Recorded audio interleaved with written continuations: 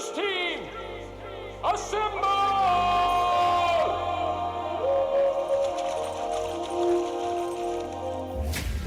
It's back and bigger than ever. It's the unofficial 40 from Soonerscoop.com. Now, here's the entire Sooner Scoop crew. Carey, Josh, Eddie, and Bob. All right, we are back. It is the unofficial 40 podcast from Soonerscoop.com and all parties elsewhere. Welcome in the entire crew. Bob will be here for softball talk just a little bit. Little treat for you today. Eddie, Bob, and George ran the show on the softball portion of the show. That'll be coming up here in just a little bit, but we welcome in now. George's mic is not on, but he's here. So this is another Owners Club meeting, I guess, without George since he can't talk. So Josh, Eddie, myself, ready for softball to get going, and it is going. We've been at camps a lot this week. Josh has been traveling back and forth to Oklahoma. He'll be doing that again. Just found out like the Baker Mayfield camp is coming up at the end of the month, and I did embarrass Josh this week. I couldn't help it. I'm just being an asshole to people. We're gonna go into that story, or we're just gonna leave that to hang a little bit? When I say something to your face, like I'm trying to help you. Like I'm trying. My method may be crass, but I think I helped someone this week because we were out at camp, and Captain 405 was out there. He's been to the office multiple times, and he's an internet or a Twitter recruiting reporter, basically. Which, guys got a lot to learn, long way to go. I thought I would just help him out a little bit, and I just said, look, if you're going to be talking to high school kids, you can't go around using a pseudonym for a name because that gives off pedophile vibes. And that's what I said to him. And he actually agreed. He was like, yeah, I know, I need to start using my real name. But we've seen people in this business before that have done the same thing, and most of them are jackholes. So stop being a jackhole. There are people still doing that. Yeah, I know. Well, there's still jackholes out there. Yeah. Oh, yeah. I mean, like that. You're right. Like I will say, meeting him this weekend was my first time meeting him. Seems like a really good guy. Very nice. Nothing. Very nice. But yeah. Guy. It's just one of those things where I think of myself as very direct, and I generally handle myself that way. Mm-hmm. But you sometimes will say things that even I'm like, oh my God, like that was because it was. There wasn't even like a hi, how are you? You just like went right. I've met him right before. He came here to the office. Like he hung around. Like I showed him the whole get up and everything. He's been here when I wasn't here, with Eddie and and George even. So anyway, no, I just speak my mind too much sometimes. Gets me in a lot of trouble, but that's how I am. That's who I am. So anyway, outside of that, any other awkward interactions with people? This right now. I don't know why we are talking about that. Eddie, what would you rather talk about? Important things? Important people? Anything but? All right. So outside of that, Josh is back in Houston. And what are you heading back up here again? Thursday? Thursday morning. Yep. I fly out. It's the only down and back trip of the whole camp cycle. It's because it's the only one-day event. Everyone else is, day on, day off, and then another day. This is the one kind of standalone camp. And, I mean, so far, just starting to go over some of the names, it should be a pretty solid day. I think the headliner that I know of so far is Andrew Marsh, the top 100 receiver from Houston, that will be making the same trip I'm making, and is one of the top 10 receivers in the country probably in his class. Big time guy, camped up there last year, so it's a good sign for Oklahoma to get him back and work out with him at Jones a little bit. Now, let's go over a little bit of the camp that we were all out a little bit here and there. I know. Afternoon sessions sometimes get a little, sparse, but the morning sessions, I was at both of those. They were both pretty good, and a lot of new offers that were out there. I'll say this, like, By the way, met a couple of scoopers. One wearing the Lindsay Street shirt. He's like lives a double life in like New York and Florida. But I think he had a nephew or something that was camping, and another guy who had a son that was camping. Really great dudes to sit and talk with. But it is really like, we talk about how famous Eddie has gotten, Josh, and how he really can't go anywhere. Like, you get your Eddie treatment when you're at a football camp because every parent, every coach stops you. It's like Brent Venables is out there, and he's got J.R. Sandlin like coming to rescue him from getting hot box from people. You need your own Sandlin. I don't know what we're gonna have to work something out there. I don't think that JR really has to stop Brent from being hotboxed. He has to save other people from Brent hotboxing them, because we all know Brent can get into a 30-minute thing. Right. But yeah, it is. Sorry, I have a child talking to me through the window of my office door, so I have a lot going on. It's a interesting time for me to pod. But no, there is. There's no question. I mean, there was a lot of guys out there. I think, and Eddie, you can maybe weigh in on this. I thought there was as much of a crowd for some of these camps as I can remember. Like a lot more, not just like parents and stuff, like just a lot of people in general kind of hanging around and seeing the practice. Yeah, I think so. There's just a bunch of people out there, and obviously when everybody gets into the indoor facility, there's not a whole lot of places to go. It's not they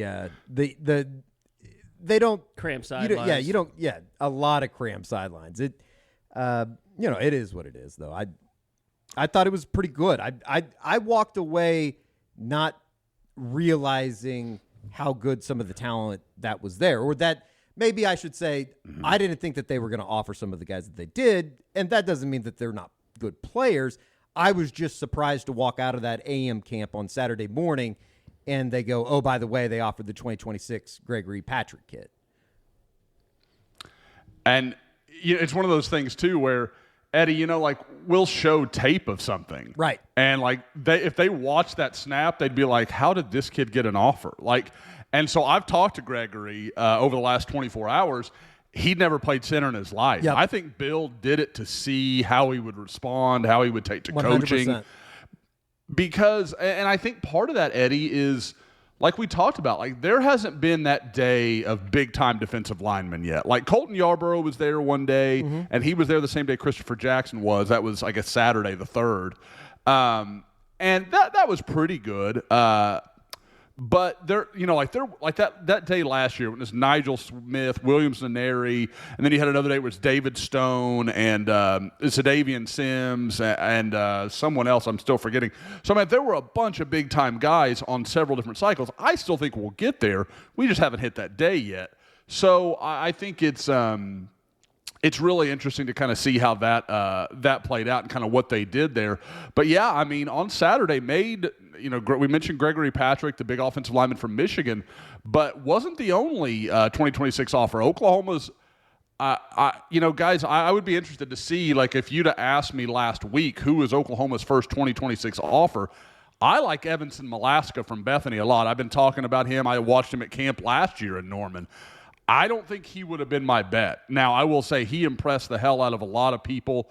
I know his footwork and just overall athleticism really stood out to some of the people I talked to, through the 2 days of camp. And I think he was a little more physical than people were expecting him to be. But I think there's a pretty strong belief among some on that staff that if he can get into the 5'11", 6 foot range, and his older brother is 6'2", Jossie at Utah. And for everybody that ever sees his name, it's not Jocelyn like Aloe, it's Jocelyn. So just a word to the wise there. But anyway, Evanson is who we're talking about, and he is a extremely athletic guy, little undersized at this point, but he's going into his sophomore year. So if he got another inch or so, I think he's right where you need him to be, and I think could be a really good cover corner. And some serious track speed, right? Yeah. Talking to some people, I have heard there are some around that Bethany program that think he could go 10-3 by the time he's a senior. He is an absolute flyer. And not to mention, Big Bro, was putting in time. He got snaps in the Rose Bowl. He got snaps in the Pac-12 championship game. It's not like he's at Utah and not playing. I mean, for a kid from Bethany, that's really kind of awesome that he's already playing and already out there. Oh, it's amazing. I mean, and again, he's one of those kids that, like, if you would have seen him as a high school senior, even as a junior, like really as a junior, I thought he was super fringy, like maybe North Texas, something like that. And then as a senior, you were like, holy crap, this guy's really, really good. And I know they lost Clark Phillips at Utah. It wouldn't shock me at all if Malaska becomes a starter out there for Utah this year, because I know they're rebuilding some things in the secondary. And when you're 6'2" and have that kind of length and speed, you're hard to keep off the field. When we first walked in there Saturday morning, there were two guys that caught our attention, and it might have been right because we walked right into basically the tight end grouping or whatever you want to call it. But they did end up offering two guys, and one's already committed. Ivan Carey, a kid from West Texas, committed to Texas Tech, and there's obviously some news out there about him even thinking about maybe flipping. Yeah, I've already put in a forecast, or not a forecast. God, again, the nomenclature kills me sometimes. I put in a prediction for him to flip from Texas Tech to Oklahoma, and that's talking to, frankly, sources on both sides, Lubbock, Norman. It's just kind of the vibe I get is that Oklahoma's in really strong position there. Would give them their third wide receiver commitment with Emmett Jones already having Zion Kearney and KJ Daniels on board. So that is huge news. I mean, and literally, this is Eddie. He's every bit of 6'6" and 200 pounds. He is an enormous receiver. But and we would say in years past, like you'd see these big guys, the Jeff Meads, those kind of types, and you wouldn't really find them having much development in Oklahoma. But Emmett Jones has a good track record with some of these big guys, like the Jaron Bradley kid at Texas Tech last season had a really great freshman year for the Red Raiders. So I think there is some reason to believe that this can work, that it's not just, it's another big body that's just kind of going to be a guy that is out there and can make a few plays from time to time. I think they believe this is a high-quality guy, and I still think they would like one more receiver in this class, guys like Quasi Gilmore, Zion Reagans. I mean, there are several other options out there, but I would expect him to be part of this class, and he may be back in Norman again. It wouldn't shock me if he's a barbecue weekend visitor, but to my knowledge, that hasn't been set up or anything at this point. Yeah, it was interesting going out there and seeing that tight end group because it looked like they'd put in some time to get body types. Like it was almost like a real evaluation because all those guys were really long. They were all pretty lean, so you could tell a lot of them were projects. I mean, we're not talking about is it the Devon Mitchell kid? I mean, when you see him, It's just like, oh, God, that kid's going to be a stud. Or my all-time man crush, O.J. Howard. There was none of that out there. But I don't think – if you're looking for O.J. Howard, you're not going to find him out at a high school football camp. He'd be maybe there, but I don't know if he'd be working out. Well, back in those days, only guy I've ever seen like that is Eric Gilbert, the kid that's now at Nebraska after going to LSU and Georgia the first couple of years. He is a freak of nature, but cannot seem to get it right. Does Joe John Finley just love the drover? I think there's something about the great Omaha Steakhouse that he loves going up there for because, yet again, a 2025 Omaha Elkhorn North tight end, Chase Lofton, was offered as well over the weekend.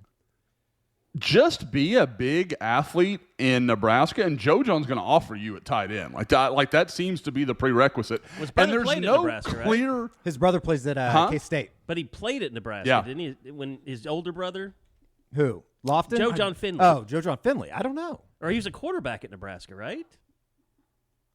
Joe John? Yeah, didn't he have a brother that played at Nebraska? Or I'm crazy. Again. It's entirely possible. Clint Finley is his older brother. Mm-hmm. Did Clint play at Nebraska? That is, yes. Carey is correct. Thank Clint you. Finley, My 2000. God, I thought it was crazy. University of Nebraska. No, well done. I had no memory of that. That's George says off camera. I knew you were right. That must have been something that you and Captain 405 went over. No. I used to have good talks with Joe John. We'd talk about, his mom was a detective, and we talked about his brother. His dad, of course, was really a lifelong football coach, right, in Texas? Mm-hmm. Yeah, that's right. I know that is correct. Yep.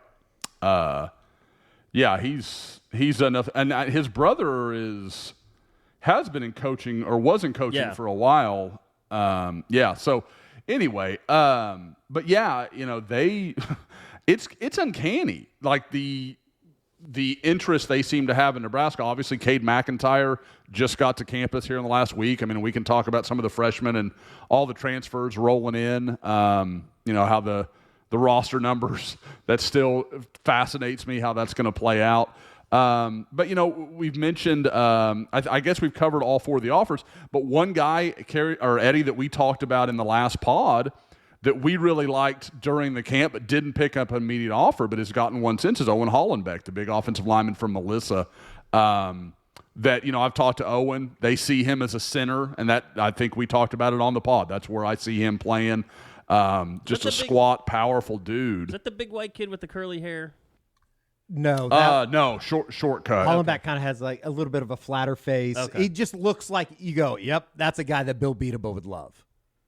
Yeah, if football doesn't work out, I could totally see him being like a WWE star. Like he has that vibe, like he could come out there and fill like a role of the angry Russian or something. Like he's got like a look to him that you're like, yeah, that dude's a little intimidating. I want to get to some transfer portal stuff, but first, before that, we should tell you that this segment is brought to you by Enjoy Vision. It is the Enjoy Vision fresh perspective look around, and just talking about the transfer portal. Obviously, I mean, OU is going to do everything that they can to get bodies on the defensive line. I think that's one thing that we know that we're learning, and they're moving. Jonah Loalo, just trying to find answers at that position. I think it's admirable. I mean, some people might say, well, they're just, grasping at straws, but I don't know how many of these guys can play. I mean, I still think Rondell Bothroyd's probably one of the better guys they've got there. I'm not sure that Grayson Halton won't be the best, defensive lineman at the end of next year, but they're bringing in bodies. It's almost kind of funny, too, and I think it was Grayson Halton that put something out on Saturday. Basically just, I think the tweet was just a simple motivated period. Right, yeah. Which, I don't know if they're going out to get bodies just to motivate some of the guys that are already on campus, but at the same time, I think, when obviously it's a little shot at the guys that they're bringing in so many guys. They got to go get bodies. Like they're not bringing in bodies just to bring in bodies is what they're I'm trying to say. They're telling you that we don't think we're good enough at that position. Right. And, and that's not that great that Grayson's not good enough, but maybe they don't think the other guys, are there. Derek LeBlanc hasn't developed, through spring like they hoped he would, or maybe, just you got guys like that, like LeBlanc specifically, that just looks like a monster. Like, motivate him. Like, that's good. I mean, I don't find anything about this bad. It's not bad. It's just what Josh has alluded to. The numbers are janky right now. Like, how are they? They're at 90 right now. How are they going to get down by the start of camp? That again, like, it mesmerizes me. I don't know how they're going to do that. Now, I will say it's interesting with Keon Brown not making it in. That does seem to there's probably 4 or 5 guys that I think we could all say if they hit the transfer portal, you say, yeah, okay, that makes sense. And it's interesting because you look at it, when you look at the scholarship chart, they have 5 senior defensive tackles right now with Isaiah Coe, Marcus Hicks, Jordan Kelly, 6, Jacob Lacey, Jonah Lalu, and Philip Paya. And, guys, you were talking about it like if that is – I don't know that Philip Paya is ever going to have a real role. Like, people are asking me, like, what can you expect of this guy? He's played 6 years of college football. He played 4 years at Michigan, played in 3 games, and 2 of those 3 were on the offensive line. Like, I don't think you should go in with big hopes. But if just his presence gives Grayson Halton a little extra juice all summer and has him a little more ready, then he's worth the scholarship right there. Like, okay, got it, no problem. That can help. But they've got to find some ways through these numbers. But like I said, they're at 89 now. We all expect the Major Melson and Pierce Hudgens situation to kind of work itself out kind of naturally. So you got 2 spots left you got to find there, assuming they don't take anyone else, which I don't think any of us think is a guarantee. I think Oklahoma's going to keep looking for help if they can find it.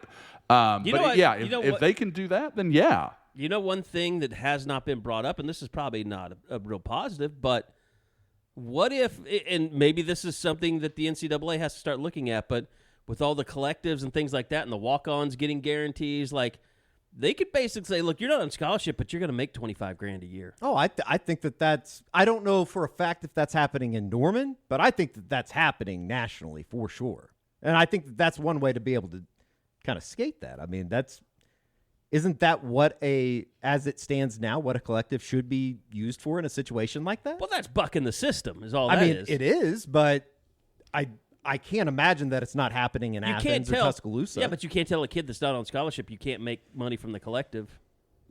I mean, it's a workaround, definitely. I don't know. Like you said, I don't know if OU's planning on doing that, but maybe that's how they get to 85, Josh. It absolutely. I mean, it could work because, guys, I mean, do we really think Blake Smith just showed up from A&M to Oklahoma just because he loves, again, like we talk about, like the OU's not foolish about their NIL. They're doing some good things. So I think there are things like that are absolutely in play, especially like you said, or, you know, I think the 2 walk-ons make a lot of sense, you know, because, hey, guys, 6 months ago you weren't on anything. Now we're going to get you enough to make sure you can at least cover room, board, all that kind of stuff, and we'll take care of that through the NIL. Like, and it's got to be – it's almost like a perfect meeting because now that Oklahoma can have more say in what's happening with these things and they can have more control, they can, you know, like, okay, this is how we want to do this. We want to take care of Major and Pierce, and we want those things to work right and everybody to kind of be happy with how that played out.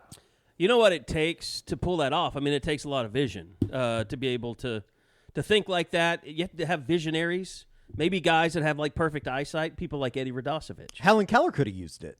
Have I ever told you guys about Enjoy Vision? It's the best laser vision center in Oklahoma City, not even close. The combination of mind-blowing technology, experienced eyeball surgeons, and exceptional patient care was life-changing for me just about a year ago.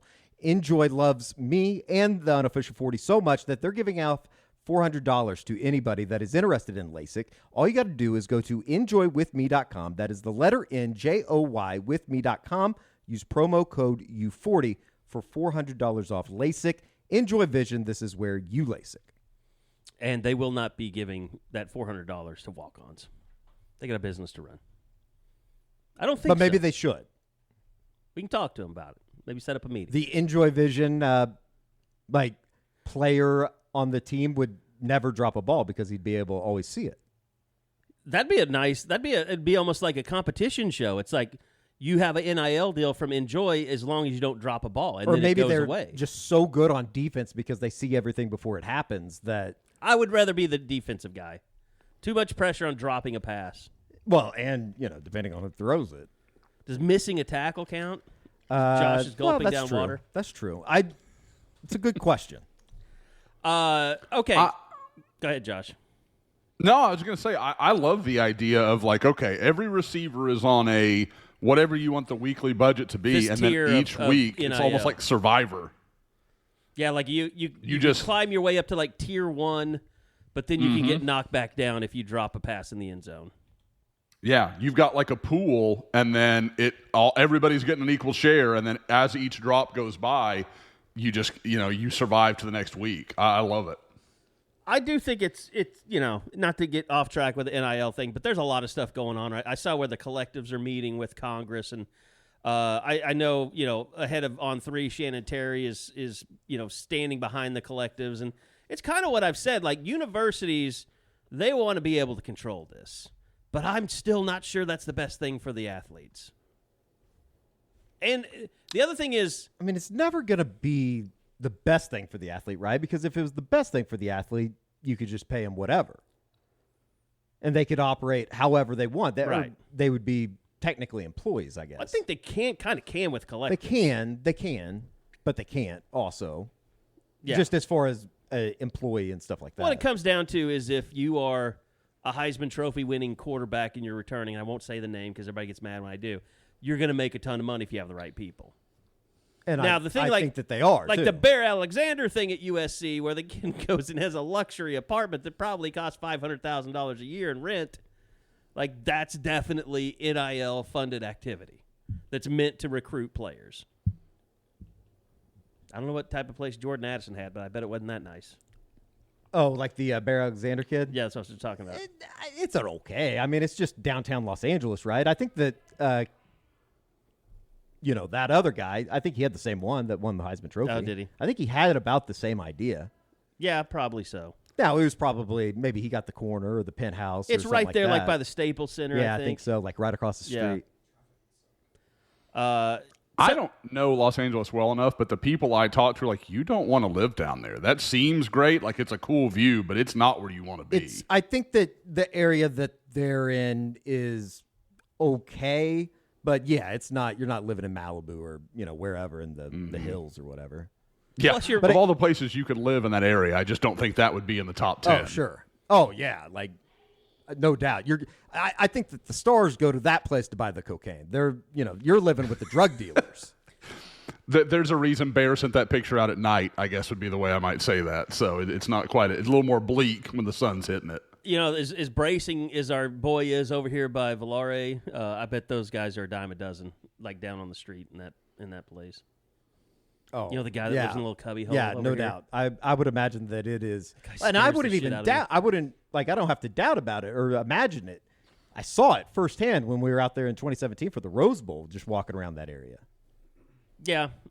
Yeah, it's an interesting good area, and but bad. it's right by USC, so I imagine that the commute's not terrible, all things considered. So well, and it was weird. We went, down to campus to their entertainment and like that Target place. Like it's gated. Like you have to like I show think ID. that's and the way stuff. that USC is, though. I think that the campus is But I'm just saying gated they like have that. to protect Oh, yeah, themselves from USC vagrants and all that. historically been in a Oh, bad terrible, area yeah. of town, right? Right, yeah.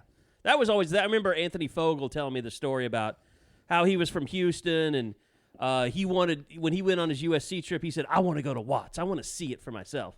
Because that was like in the NWA like era where like Watts was like, that's where all the riots were and everything. And like he thought he had seen everything living in Houston and the projects stuff. He said he was scared shitless after they took. He wanted to get out of there immediately. Like it was scary. I don't know. It's no Sharpstown, Josh. Sharpstown is. Tiffany always kind of asks me, like, where do you go to any places that freak you out? And I'm like, man, I don't. Like, I just go where it is, and everybody's friendly to me. I've never felt uncomfortable, and Sharpstown was no different. But you knew, you were like, man, I know if I'm down here, golly, sorry, if I'm down here at this, like at night. This place, I would be uncomfortable. There's no doubt. That is not a good part of Houston. It's the only high school practice that I've been to with you where I was like, are these guys going to get hurt, like landing on this ground as there's like nails and like needles and just everything in between on the practice field? Reggie Chevis, good kid. Yep.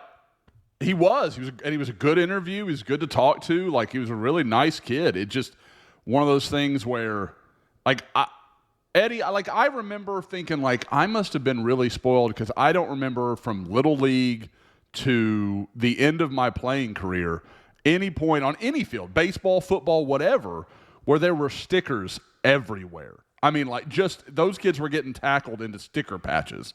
And you're just like, how is this where these guys have to practice? And that was undoubtedly not the worst thing on that field, but it was the thing I could readily see. I remember back in the day, Lawton Ike was a little bit like that. Like way back in the day. That just made those dudes tough. They were good then. I mean, yeah. Now is Javon Harris coaching there now? He's Javon Harris, the head He's coach at at Ike. Okay. Mhm. Well, hopefully.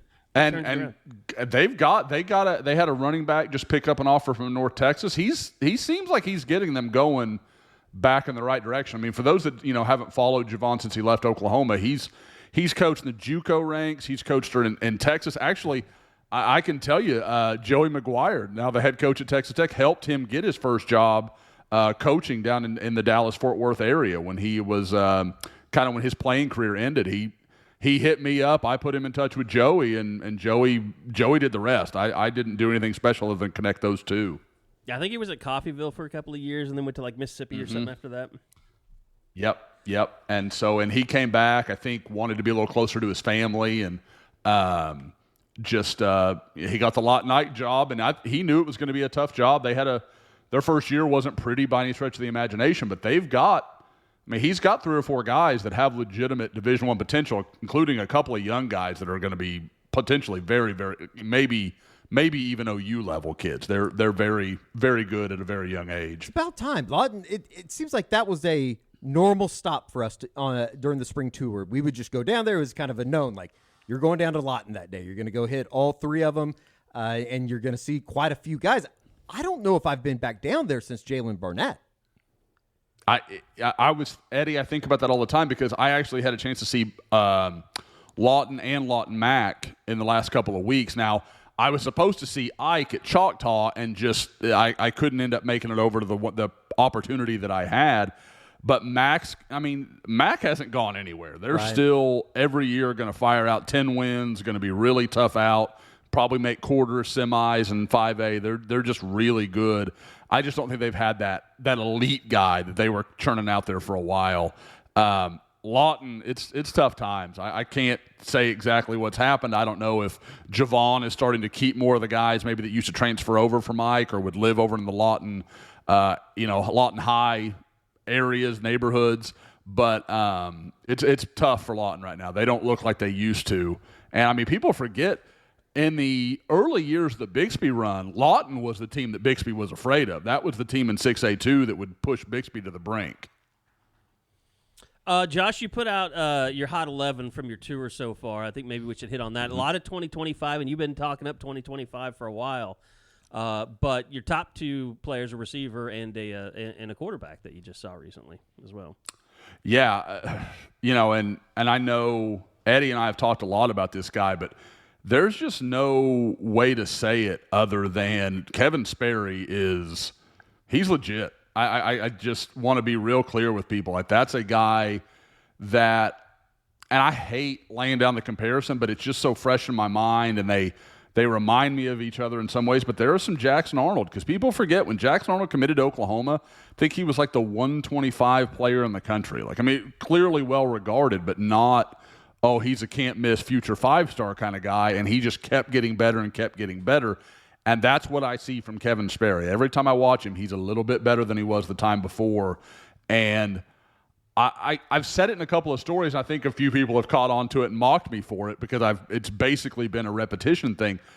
Watching that kid throw outside the hash marks, whether it's a long ball where he's got to put some air under it or really he's got to put something on it, he's got great touch. Just a great feel for throwing the outside ball, really can drive it wherever he wants to. I was a guy that I kept looking at his stats, and as a sophomore, I think he had 57% completion or 55, something like that. And he was 9-9. He's 1-1 on touchdown to interception. You kind of kept thinking, why did Jeff Lebby make this guy his guy? This was really where Jeff Lebby put his focus. And I had doubts, but man, the more I watch him, I don't have much doubt. I think he's a special guy. The other guy you mentioned is Elijah Thomas, who I've also talked a lot about. I think the more you watch him and just how fluid, he's one of those guys that you watch him play, and he plays like he's about 6'2" or 6'3", and then you stand next to him and realize he's about 6 foot, but he's just so long-armed and he's such a leaper that there's just a ton to like in his game and kind of realize what he can be. But yeah, you go down that list and there are just so many 2025 guys in the state of Oklahoma that I think are going to be outstanding players. I was really impressed with Jaden Nickens when we saw him on Thursday. That was the first day of Brent Venables football camp. Yeah, and that's what's crazy, Eddie, is that I don't think, for me at this point in time, and I don't mean this as any shot towards him at all, but for me, he's clearly not the number 1 wide receiver in the state of Oklahoma. And almost any year ever, Jaden Nickens would absolutely be that guy. So I think it's just kind of crazy to realize the kind of again, I keep going back to it. In 2025, and Oklahoma is just so good.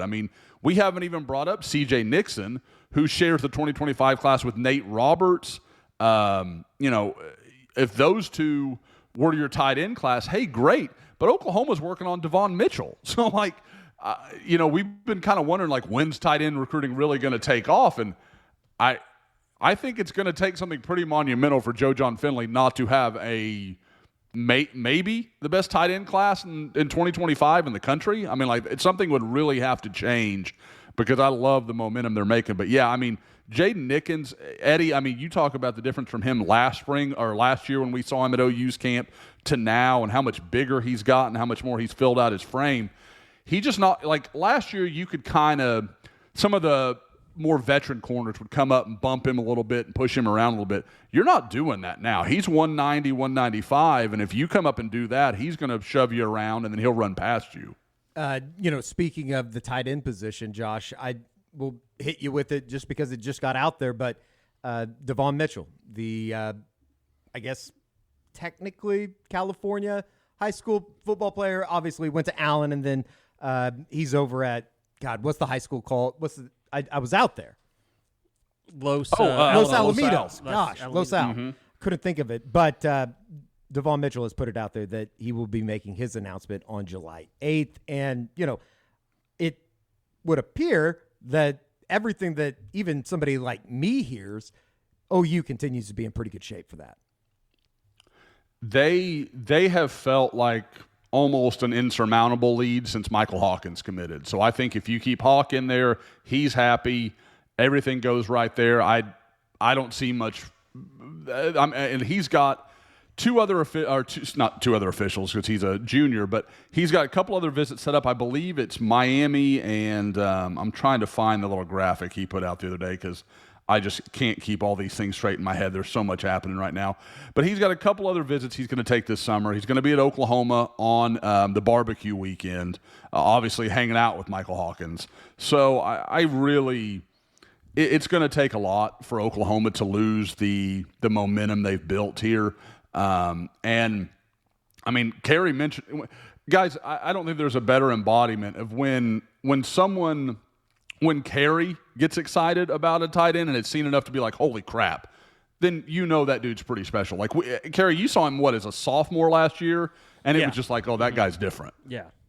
Just built differently from everybody else. I mean, he has a 100%. little bit of the O.J. Howard make and frame. Not as big. Yeah, I would not never as tall, go that far. Yeah. Not as tall and not as defined, but you see him out there, and it's like, holy shit, that guy's a little bit different. I mean, Grant Calcaterra was also kind of the same way. Like, you just saw him, you're like, that dude's different than everybody else. And Mark Andrews was someone just had to turn him into an offensive tackle. They liked Grant Calcaterra so much. So, you gotta be careful on those things.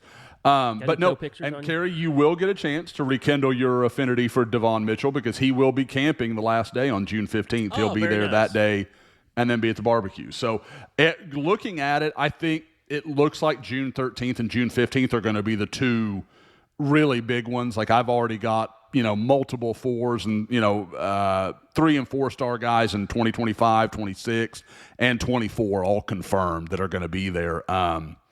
Speaking of one, and Eddie, I know this one will be of interest to you. Andy Bass is supposed to be at Oklahoma on June 13th, the kid from Heritage Hall that I know went to, I believe it was the SMU big mega camp yesterday, came in at 5'10", 5'10 and an eighth, 197, ran 4.49 and 4.43 at almost 200 pounds. Like, that's when you start getting to that territory. Like, does Oklahoma just take a flyer on this kid because he's such a big, fast athlete? Well, and nowadays it seems like that there's a closer chance of that happening with this staff than there were in previous years. And I think that the gamble, or whatever you want to call it, kind of paid off with a guy from the same high school in Gavin Freeman. Obviously, I don't think Andy has that type of speed, but they are similar in some form or fashion. I just don't know, and I've had this conversation with some people up in Northwest Oklahoma City before.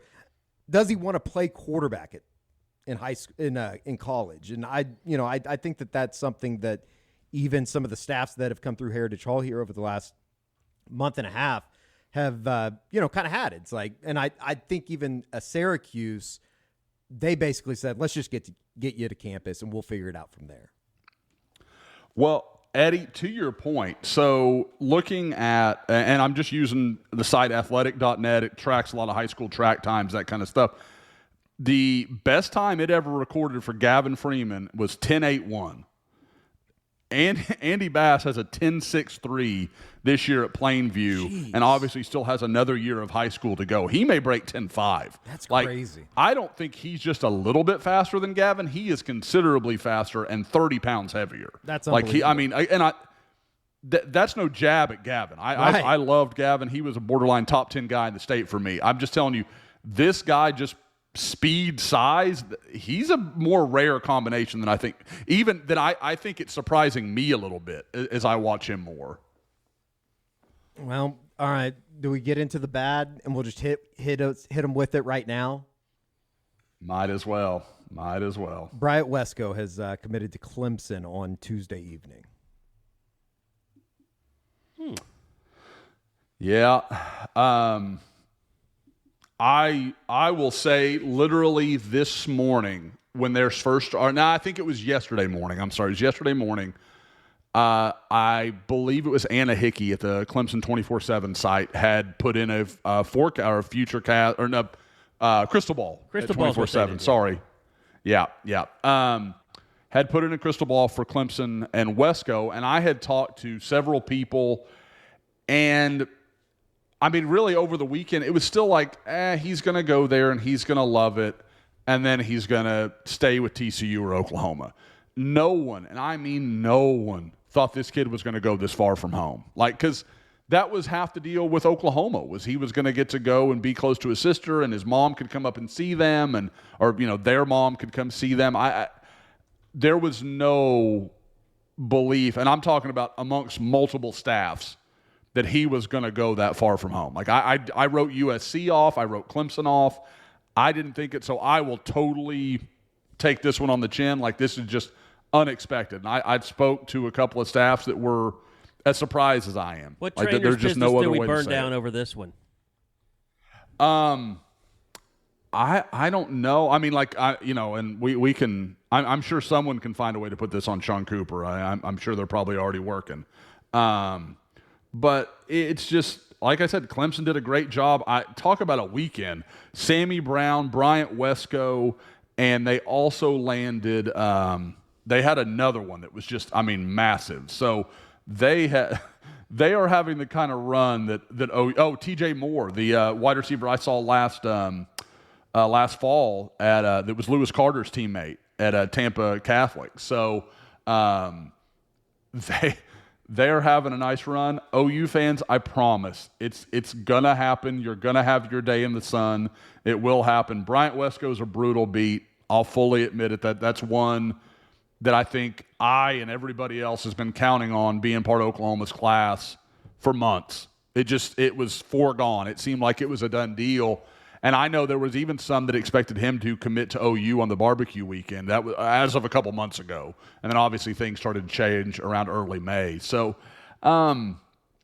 we'll see. I mean, we know Clemson has the same rules that Oklahoma does about commitments, taking visits, and how that works. We haven't really seen Brent and how he'll handle a Clemson commitment. Is he going to continue to recruit that guy just like he would? Or is that kind of like the old Bob Stoops, Mark Stoops, and, those kind of rules. Like, we don't know what Brent's going to do with that. We haven't seen it yet.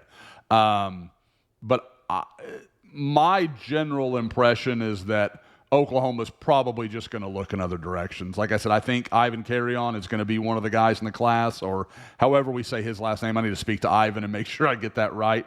And then again, there's options, Zion Ragens, Quasi Gilmore, and there's a few other guys they're still looking at. So I like where this wide receiver class is, but there's no question that losing Bryant Wesco is a real sting for Oklahoma.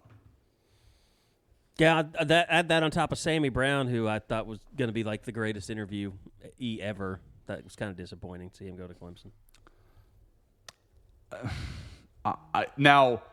I told everybody that would listen he was never coming to Oklahoma, but I wouldn't listen. It does surprise me a little bit that he went to Clemson. I thought it was going to be Georgia. They've got something up their sleeve. I'm not saying chicanery or cheating or anything like that, but they've obviously put something together recently that's impressive to these kids.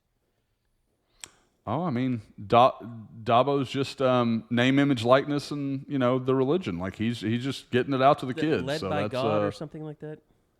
I can't remember. What did he say? Some crazy thing? I don't even know what it was. In the Well, he said like, that they had our an NIL program with is God, in the right? image of God or something like that. His name, image, and likeness, or something like capital H, his, something like that. I was like, okay, I don't get me wrong, like OU fan, I've had OU fans try to be mad, like, oh, Brent puts the religious vibe out there too much. I'm like, I don't know what you think most of these kids are doing when they go home. Like most of these kids, that resonates on a level with them, but at the same time, just pretending that's enough is crazy town. So there's got to be real NIL happening too. So I have no doubt Clemson put that together, and Dabo will act like they just chose Clemson because they love Clemson so much. Yeah, I mean, I think we're going to see some more rounds of just schools that go all out, just like A&M did at the beginning. Like I think you'll just continue to see. I'm not saying Clemson is doing it, but like you're going to see some people just like who their boosters get together and they're like, we need to really go out and pay through the ass and get everybody that we want. Like that's just going to be like there's going to be one school every year, I think, that really starts making waves because they do that.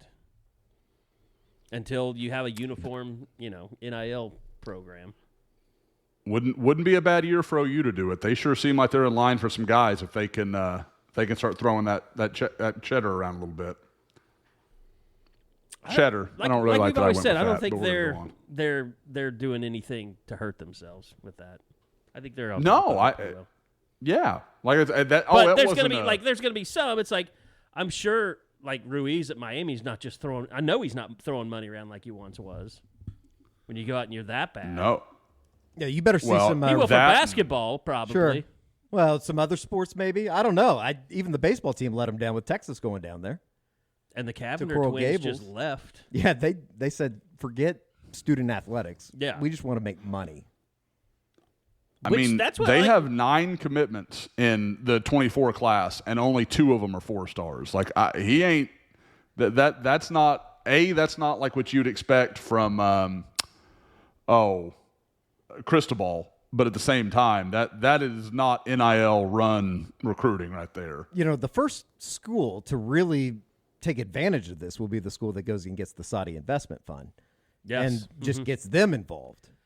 I don't know. Maybe OU could throw some oil rigs at them or something. I don't know. I'd think so. Oklahoma's got the oil background. I mean, there's things that make sense, and I mean, I don't care what John Ruiz does. Those guys, can burn his money and not even notice it. Yeah. Again, we're not blaming anybody. We're just having a discussion. Oh yeah. Oh, no big deal. I can barely rub 2 nickels together, so that's good for them that they can do anything. By the way, want to remind you guys, Prime Shrimp, they are our Saudis. They are benefactors. PrimeShrimp.com, go check them out. It is a fantastic restaurant quality meal in your home. Takes under 10 minutes to get it done and on the plate. Just fantastic selection that they have as well. Whether you want the Louisiana style, you can go with their signature seasoning or Louisiana shrimp boil. Also, French Quarter Alfredo, a little kick with your Alfredo sauce. That's really good. New Orleans style shrimp. But here's the deal. Go to the website, primeshrimp.com. Enter that promo code U40, you get 25% off your order of $50 or more. So go pick 5 packs, have them shipped. You get 25% off, and don't have to worry about all those DoorDash fees and all that stuff where you end up paying $50 for a hamburger. So primeshrimp.com, great for the single guy or the family if you need to make a quick meal for the kids. Go check it out. Use that promo code U40, get 25% off your order of $50 or more. All right, I know we have some softball talk coming up. Going to bring in Bob Prisbillo. George and Eddie will take it over. But, Josh, anything, I guess we should let people know. 1 camp this week, then 2 next week. So a little bit of a lighter week, but with softball going on, really not we're kind of stretched thin as it is, so I'm kind of glad there's just one camp. Yeah, you've got the June 8th camp on Thursday, depending when people are listening, and then next week it'll be June 13th and June 15th. So we're I'm gonna throw it out there, Carey, because I just want to throw the gauntlet down. I think we're gonna try to do something on June 14th. Have something kind of cooking for everybody that enjoyed our last YouTube live event. So maybe throw something else out there, but there's plenty happening. And like I said, I think June 13th and 15th will probably be the two best camps. I think as I look at it now, I see between the two of them about 8-9 OU offers already confirmed will be there. And I would, again, over the next week, I'll keep adding more and more to my list. All right, guys, anything else you want to hit on before we get out of here? No, baseball season's over. They lose in the Charlottesville Regional. They fought tough, though. I mean, they just didn't have the horses. At the end of the day, they lost 11 guys to the Major League Baseball draft. They lost their entire starting rotation. And, obviously the season wasn't what I think a lot of people hoped it would be. You finished 7th in the Big 12. You finished under 500 in the Big 12. But at the same time, I didn't you even made pay the attention. NCAA tournament ECU or and you won a Virginia game. Come out of there? Virginia. They beat them in the first game. Okay. They didn't even go to an if. So college baseball's crazy. I mean, TCU's playing extremely well right now. They win their the Fayetteville Regional. Now they're hosting the Super Regional because Indiana State can't host because Terre Haute is the home of the Special Olympics, and that's this weekend. Oh, wow. Which is just an awful break for, it's a good deal, obviously, but an awful break for Indiana State, who was coming off of a regional host. So where do they end up playing? they're going to Fort Worth. Oh, wow. So, TCU, they might have an inside track to get to Omaha. They're playing extremely well. They have a lot of vibes, kind of like the OU baseball team a year ago. I don't know if they have the frontline pitching like OU had with Sandlin and Jake Bennett and obviously Cade Horton, but it'll be interesting. Texas is playing Stanford, which is going to be really good. We almost got the Texas A&M Super Regional, I know. But Stanford ends up winning the if game on Monday night. So, And Stanford won 2 games in the final day, right? well, they won on Sunday, and then they had to beat A&M twice. They Okay, won and they Sunday, beat and them then twice, they beat them Monday night to advance. So we'll see. I mean, the stuff with Jackson Nicholas at the end of the year was just Disappointing. awful. Yeah. I mean, I kind of feel bad for him. He played awful. He was terrible. He had a bad sophomore season. Eddie attacked George on Twitter, too. I saw that. It was interesting. Well, I mean, George is. It was a bad. That's right. It was a bad take. I was just in the moment. It was a bad. It was a bad spot for them. It was a really bad spot. But I will say that was kind of what happened all year. They'd get a bunch of base runners and they weren't able to score. So Double plays. It was just bad because, strikeouts. Jackson had been benched, and then he came out and he had that he was kind terrible of double play. Yeah, and he was kind of and hit the ball hard, just hit him right at him. Yeah. So that's baseball, man. yeah, they're gonna have to rebuild. Tavion Vaughn's went in the portal today, which isn't good news. They have to figure out a way to get some guys that I know they want to build the lineup around speed, and that's what Reggie Willits wants to do. But they got to figure out a way to get a couple guys in this lineup that can change a game when it's 4-1 and can come up and hit a 2-run homer or a 3-run homer. So it'll be kind of interesting to see how they retool this thing. Obviously, they're going to have a bunch of guys back. They were relatively young this year. I don't know if Bryce Madron's going to come back. I'm ready to. Dakota Harris is probably going. I'm ready to put in my NCAA waiver for 2 more years. Well, let's do that then. We'll get Think about getting the batting cage put up in the backyard. I support going again. I support the idea of getting some steroids. I support. I'm that. on them right now. Actually, I can get them readily. Anabolic. Let's get it. I actually have if you do the low testosterone George stuff, Conte, you right? have to sign a waiver saying that you will not play professional sports. Well, you're not playing professional. You're playing amateur. I think it says amateur too, but Well, just lie. I mean, I'll wait till I get the waiver to quit the steroids. Well, just sign it anyways. Nobody cares. The NCAA won't care. Yeah, what are they going to do? Drug test a 50-year-old man? Probably so. That you'd probably be the first one that they do drug test. But that's okay. I fixate that you seem like prime real estate. I mean, there's a lot of. I'll be 51 at least before do they I'm in drug shape. test the women's College World Series players? Like you always hear Good that, like question. when they go to Any NCAA sanctioned event, yeah, like you get drug tested. you get That's drug how Mitch tested. McGarry got banned for a right, year. right. I wonder if that should be your first question. Well, I mean, after the game. that was Joe Mixon and who else was it that got yanked for a drug test and had to sit out can't that whole. remember. Oh, it's Ramondre Stevenson. It wasn't Joe Mixon. Yeah. It was Ramondre Stevenson. That's right. And Ronnie Perkins. Yeah. That's right. I forgot about that.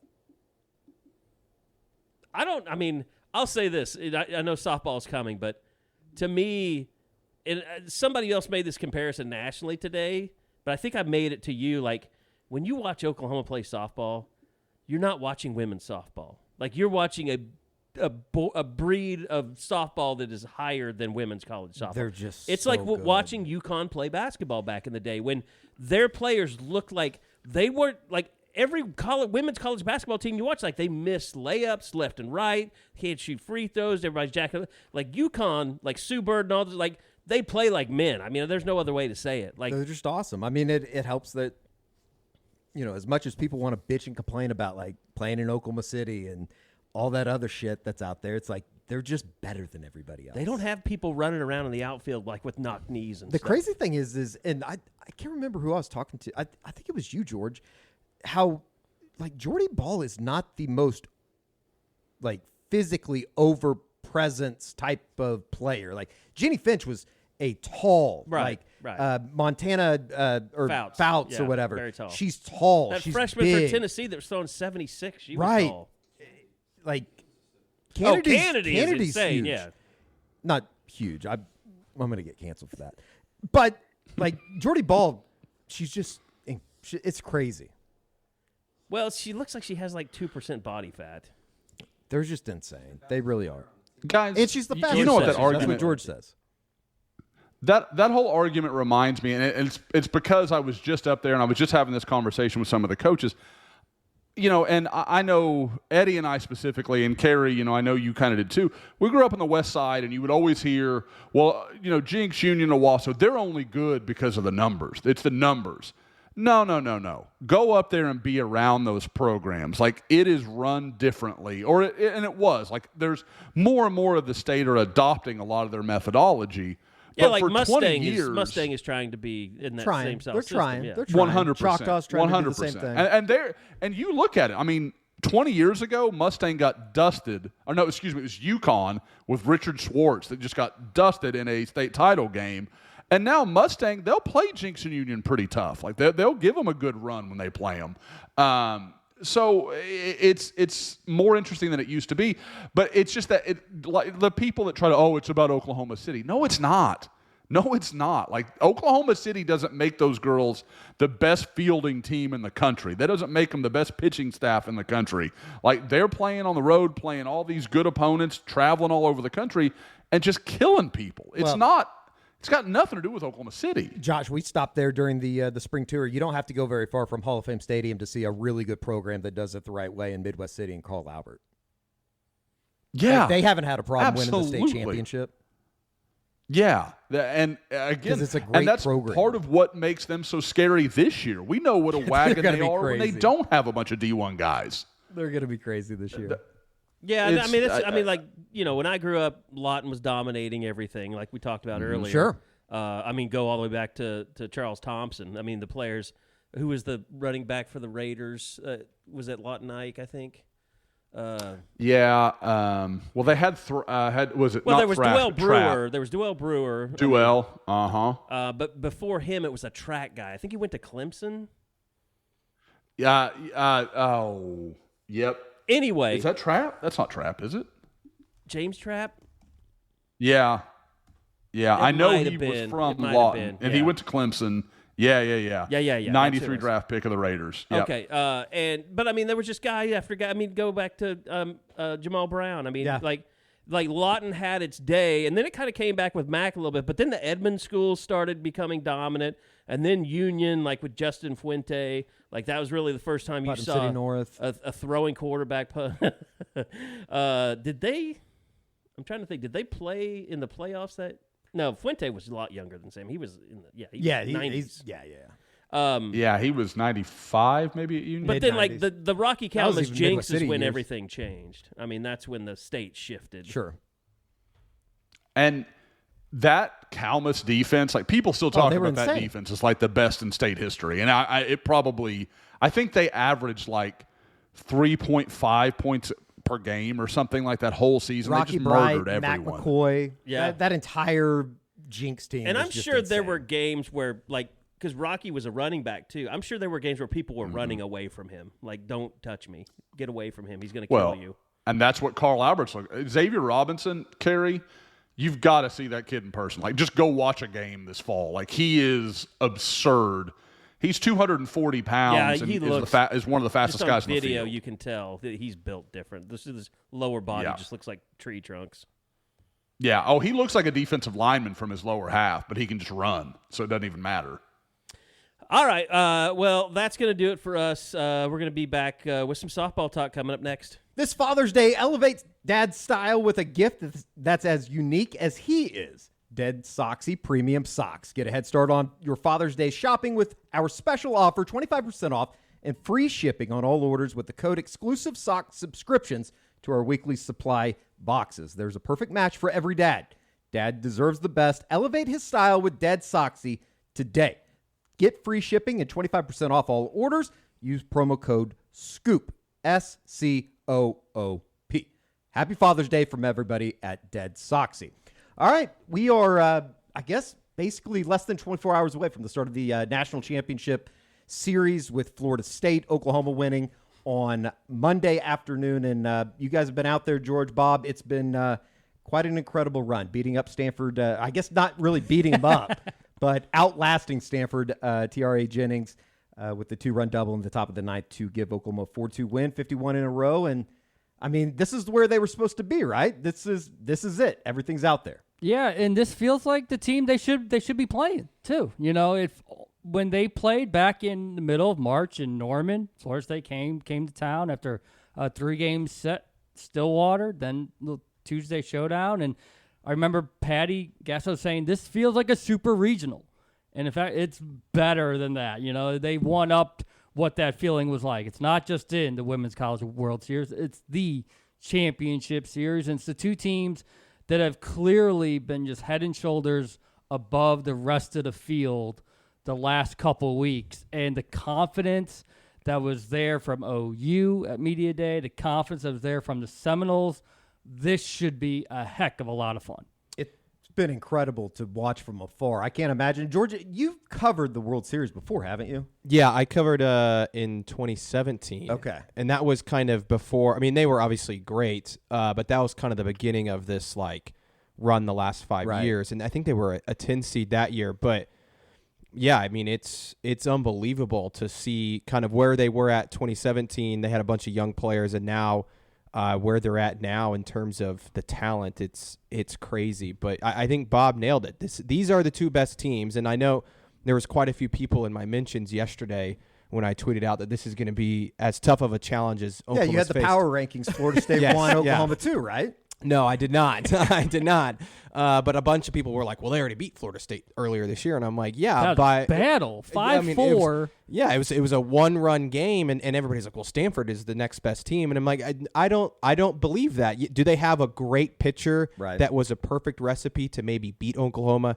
Definitely. But you look at this Florida State team, there's a lot of experience on it. There's still a lot of players on that team that OU played just 2 years ago in the national championship.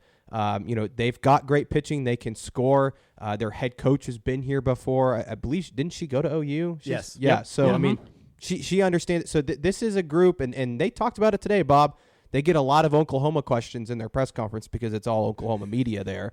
But they feel confident that they can go toe-to-toe with Oklahoma, and I do think it's going to be a dogfight. Yeah, and I think they showed it when they came to Norman. I mean, it was one of those first games during the streak where the Sooners had to show some mettle. They had to fight back and let us know what they're made of for the 2023 team. And, they responded as they have throughout the course of the entire year. But it's not like the Seminoles are a joke. And you look at Catherine Sandercock. I mean, she's a star. Sandercock versus Ball Wednesday night.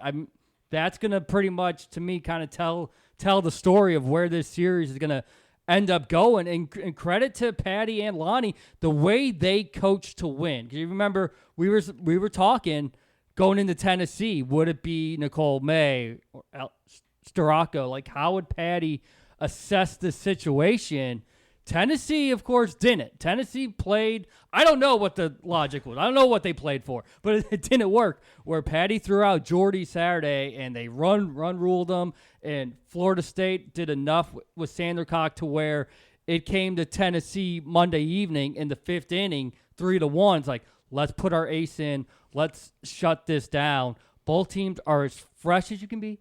Both teams are as healthy as you can be. I mean, there's no excuses from either side as we get going. You know, it's kind of interesting that obviously Jordy Ball's become like the story for Oklahoma, obviously in the circle, but it hasn't been without running into a little bit of trouble. And it's just kind of one of those things that, you know, I'm not doubting her by any means. I don't know how anybody could, but you play with fire enough, you're going to get burned at some point. And, you know, George, you kind of wrote about it after the semifinal game, just as far as it seems like anything that they throw at her, she's able to get out of trouble. But at some point, you want to avoid putting runners on first and second. I thought on Monday in the eighth inning, yes, was 7th or 8th too. Was it? She did it in the 6th when she came in. There was already a runner on base, that's and right. And then she hit a single right off the bat off Jordy. So they had 2 on, no out. And she responds with, I think it was a ground out. I mean, I think Grace Lyons made a great play on a line out on that one. Maybe that was the 8th. I can't remember. I get them all confused. But then she comes back with a strikeout. Like, she's phenomenal in these jams. And I asked her about that yesterday, Eddie, and she kind of laughed because I was like, there's like, you sort of enjoy getting in these and finding new ways to get out of them. And she goes, yeah, I just turned my team. I said, we're going to get out of it. And then she does. And it's as simple as that. And she makes it sound easy, and it's not. And, you know, you can do that against Stanford, I think, right? And you could maybe do it against a Tennessee every once in a while, depending on where you're at in the lineup. You can't do it against Florida State all the time. You could probably get away with it here and there against them, but eventually someone is going to make you pay. Now, I say that. I still trust Jordy Ball 100% to go out there and win them a softball game. And especially, you know, I think it's going to come down to a situation where she's pitching on Wednesday. Let's say they win Wednesday. They turn around. She's going to have to come in and close it out. Whenever they win the national championship, I'm going to assume she's going to be the last one pitching for Oklahoma. And there is no one in the world I'd trust more than her. Even Kennedy, who, as great as she was for Stanford, Jordy Ball's been here before. I know she was injured last year, but there's just something different about her, man. It's just the way that she operates. I mean, even watching her field the ball and then throw to third base to get the force. Yes. Yeah. It was so smooth. And in that moment, if you bobble a ball, it's over. Like that runner's getting to third base, and then all of a sudden they have a runner on third base with less than 2 outs. Yeah, and it's funny when she was talking about just her mindset is keep it simple. Yep. Don't overthink it. Don't try to do too much. Trust in who you are and what your abilities are, and go and get the job done. I've really appreciate just sort of that's been a running theme. You hear it from Patty a lot. She says, like, less is more. If I'm anxious, the team can feel that. Like, just be confident and know and trust that you've done the hard work to get here. Now just go out and finish the job. That was almost one of the things, too, that I thought, you know, in that first game, I thought they were a little tight coming out. And just maybe it was the streak. Maybe it's not necessarily the big stage of the Women's College World Series, but it was almost kind of one of those, shit, Kennedy's really good, and now we're up against it. And you saw that almost automatically on Monday. You're down 2-0 before, you know, you can even really settle in. But even then, it was kind of one of those, they're going to be fine. Nobody ever really blinked, and I think that that's one of the most amazing things about this entire run has been, whether it be the Clemson game or whether it be up in Stillwater against Oklahoma State, you know, wherever, it just seems like they have a belief in that dugout. They have a belief in the, you know, whatever, that they're going to find a way. Yeah, there's a couple things to point to. You know, one, of course, as Patty has said repeatedly, they're not afraid to lose. But the other thing is when they lost to Baylor 108 days ago, by the time people are listening to this, 108 days ago when they lost to Baylor, that team decided right then and there, we don't like this feeling, and it's not going to happen to us all too often. In fact, it just hasn't even happened ever again. And you can just see that, yeah, I mean, as long as there's an out left, as long as there's a strike left, they know they still have a chance. And, you know, even though they keep stressing we're not, you know, dependent on the results, we're more about the process, you can just see they know that they just keep plugging, keep swinging away, eventually something's going to connect. You know, the most amazing thing is we were talking about it. February 19th was the last time they lost. Same day as the Daytona 500. The NBA All-Star Game was the same day. The day before, OU basketball got beaten overtime down in Austin. That was the Grant Sherfield hit a three. It was 7 seconds left, sent it to overtime.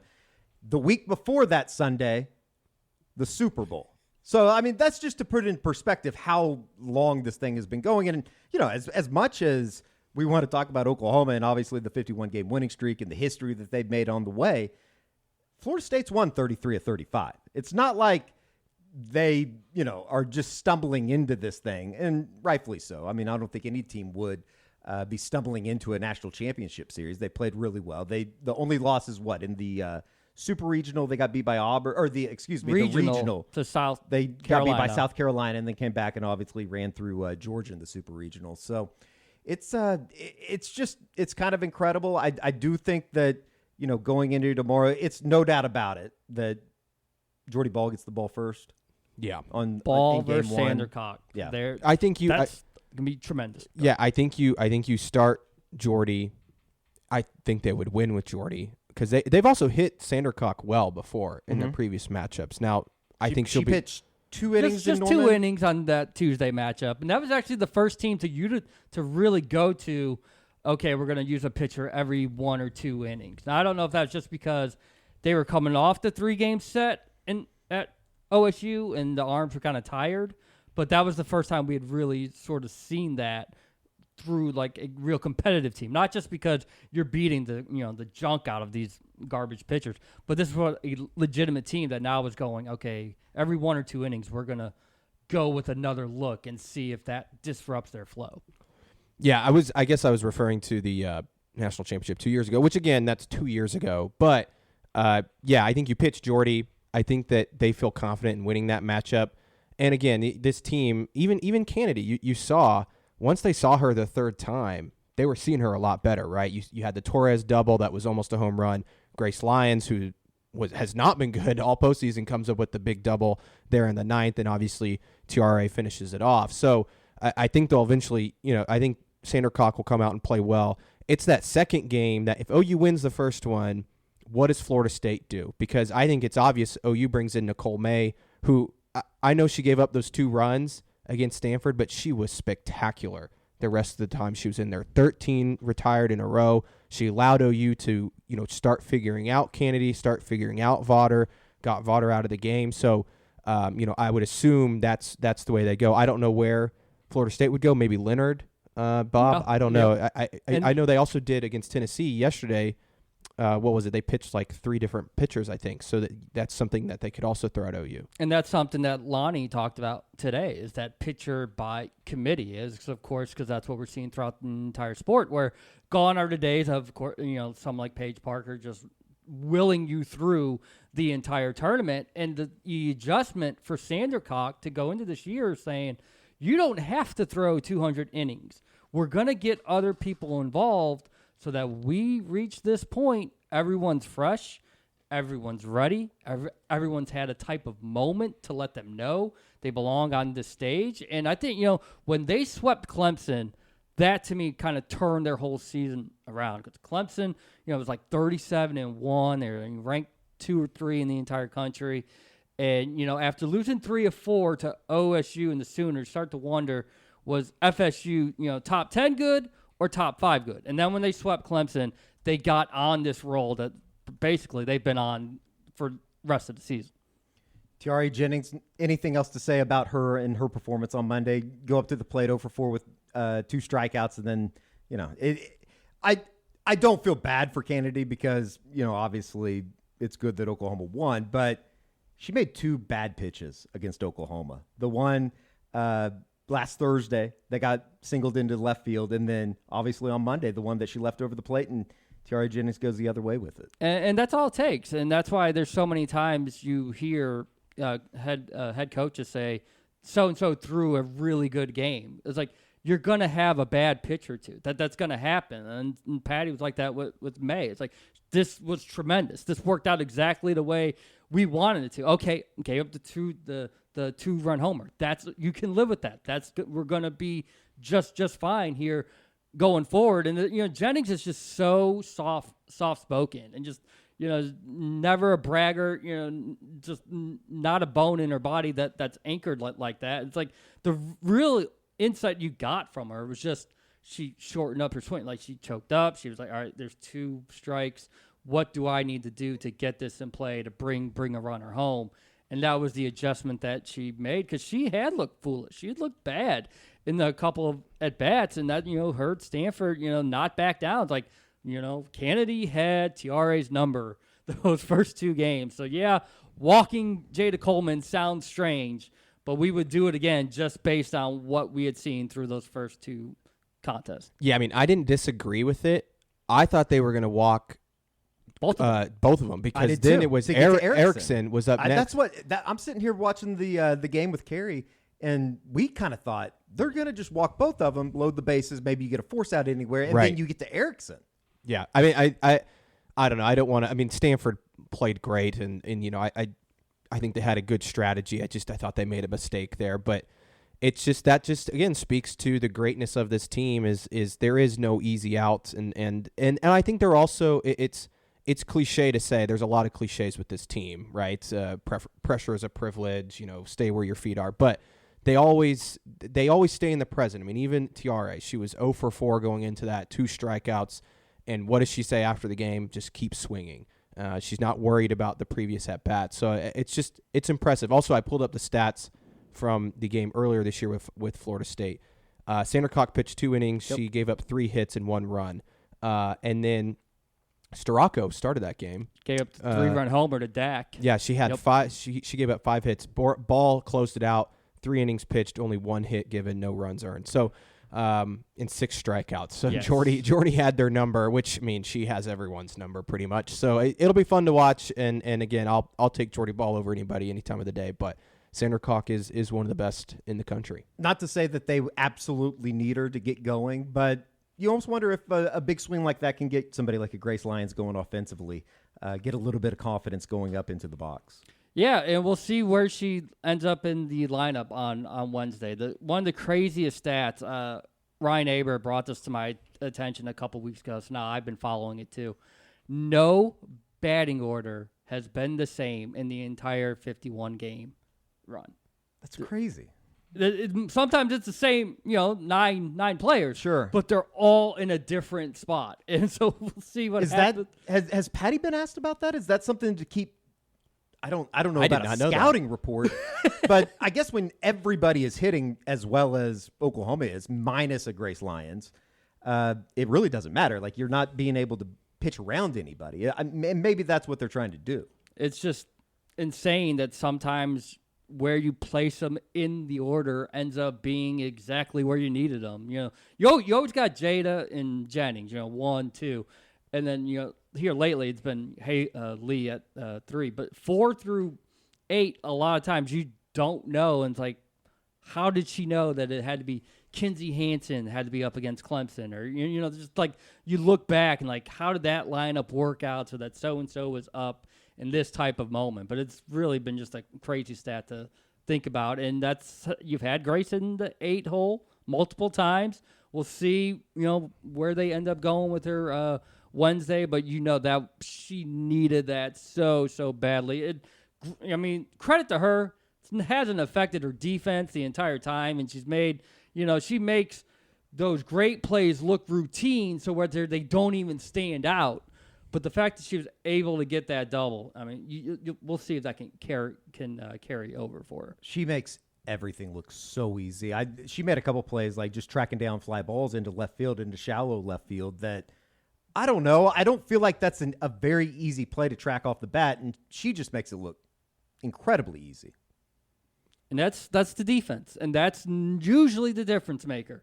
When you look at some of these games in the last couple weeks or last month, it's like maybe the pitching isn't always on point. Maybe the batters can sometimes struggle at the plate, but the defense never flinches, and that just always they don't give extra outs, and they take advantage whenever you give OU an extra out, and we'll see if that plays a part. You have to play perfect against the Sooners, and see if that wears down Florida State whatsoever here during the next couple nights. Is that and I don't know if this is something you could be able to tell, but Bob, you've been around them all season. Is there like a weight lifted that they are in the championship series or do you get the sense that this has been the plan all along and they just want to win 2 more games? This has been the plan. They had to get through February, March, and April, and they all talked about that. We got to get to May. Well, May showed up. They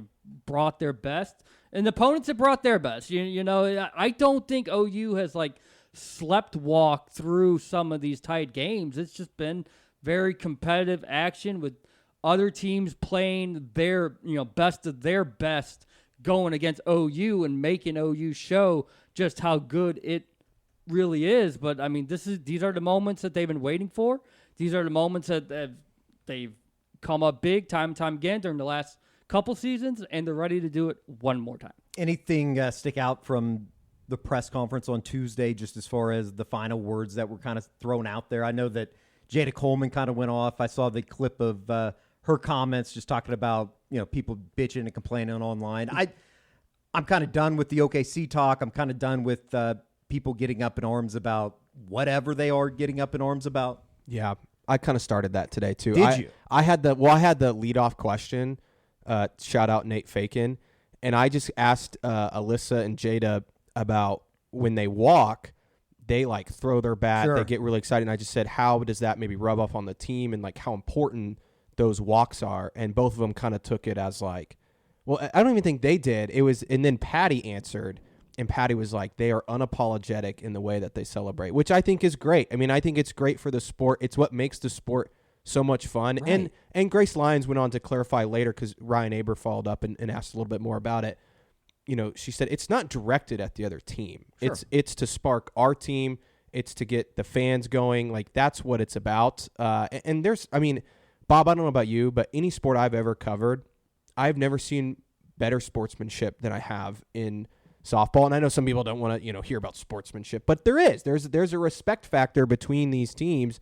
They love playing the sport and they're passionate about it. And I do think there is a double standard. And these girls are Grace talked about it. This is a hard sport.